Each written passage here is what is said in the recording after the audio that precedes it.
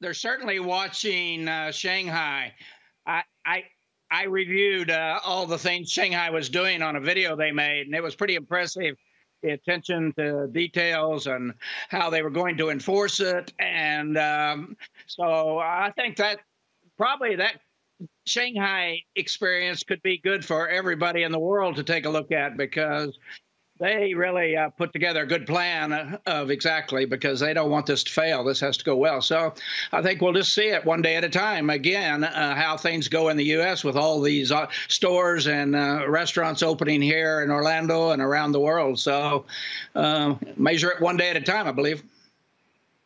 You know, I mentioned earlier in the show, I put out on Twitter asking people, you know, what's economic activity like in your area? And a lot of people said it was strong, but there's still a lot of people without masks on where it was not required by law. Here in New Jersey, to go into a store, you got to have a mask on. And I get the feeling people are just kind of getting used to it, right? It feels a little funny at first, but then you kind of forget you have one on. Americans, they like to do what they want to do. Lee, do you think if Disney opened up and said you can come in, but you got to wear a mask and you got to have your temperature checked, that Americans will listen? I think a lot won't listen. I worry about that. I went to the store yesterday, and the same thing. Everybody's supposed to have a mask on here in Orlando, and several men did not have them on walking around, which was annoying.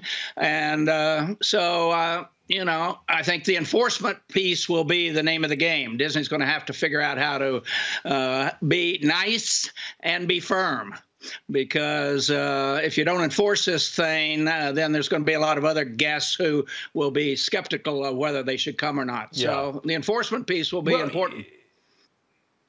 Listen, I know that the finances change all the time, and there's things you can do to control costs. But, you know, you talk to restaurant owners, they say, well, Brian, I can reopen, but it doesn't make economic sense for me to be a quarter or maybe even a half full. Is there a point at which it does not make sense for Disney to reopen? Do they have to be 30% full, a half full to just break even? Or is there also a part of the story, Lee, which is we need to get people in, even if we're losing money, to show others that it's okay? Kind of like what I think the cruise lines are going to do. Yeah, we've definitely got to normalize the environment. People have got to see people going out.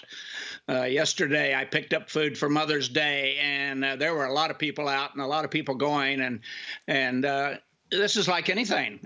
When people start to see people going and they're getting good reports, more people will go. But you can't just wait. I mean, I think if Disney's going to open, it doesn't matter if it's 5%, 10%, or 50% they let in at first and then ease it up because people will get used to that. And slowly but surely, you'll get the people who were more concerned, maybe the last ones in, but there'll be a lot of people showing up when Disney parks open.